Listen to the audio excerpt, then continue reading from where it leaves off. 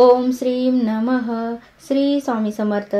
मार्गशीर्ष महिन्यातील गुरुवारचे महत्त्व काय आहे तेच आज आपण या व्हिडिओमध्ये पाहणार आहोत. श्री महालक्ष्मीची कृपा आपल्याला लाभावी. मार्गशीर्ष महिन्यातील गुरुवारचे उपवास केल्याने घरात धनधान्य आणि लक्ष्मीची कायम भरभराट राहते.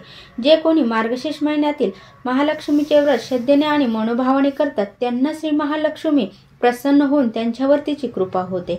पण श्रीमंती आल्यावर सुद्धा माणसाने उतू नये. नित्यनेमाने दरवर्षी श्री महालक्ष्मी व्रत करावे.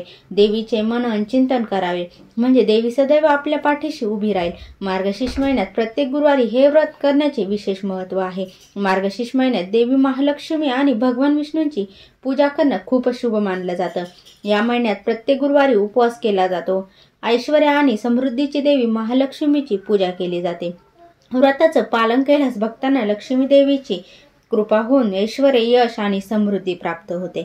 मार्गशीर्ष महिन्याचे विशेष महत्त्व म्हणजे धार्मिक ग्रंथांनुसार मार्गशीर्ष महिन्याला धार्मिक कार्यासाठी विशेष महत्त्व दिलं जातं. त्यामुळे हा महिना शुभ मानला जातो.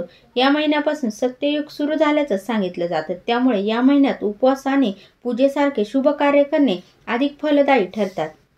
चला तर मग जाणून घेऊया की मार्गशीर्ष गुरुवारची महालक्ष्मी व्रताची पूजा कशी करायची आहे.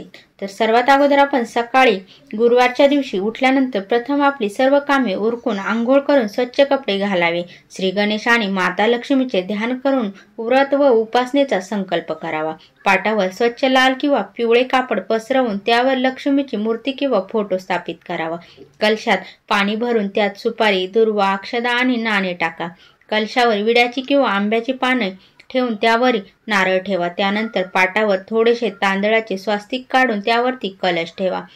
हळदी कुंकू आणि फुले अर्पण करून कलशाची पूजा करायची आहे. महालक्ष्मी व्रताचे पुस्तक कलशाच्या एका बाजूला ठेवावे आणि देवीच्या मूर्तीला किंवा फोटोला हळद कुंकू लावावे. फुले अर्पण करावी. प्रसाद म्हणून फळे, मिठाई अर्पण करा किंवा खडी साखर ठेवा. मनोभावाने पूजा करावी. पूजा झाल्यानंतर महालक्ष्मी व्रताची कथा वाचावी किंवा ऐकावी. लक्ष्मी देवीच्या मंत्राचा जप करावा. कथा संपल्यानंतर देवी लक्ष्मीची आरती करून घरातील सर्वांनी प्रसाद घ्यावा. अशा प्रकारे श्री महालक्ष्मी व्रताचे महत्त्व आणि ती पूजा कशी करायची आहे ते आज आपण या व्हिडिओमध्ये बघितलं आहे. श्री स्वामी समर्थ. जय जय स्वामी समर्थ.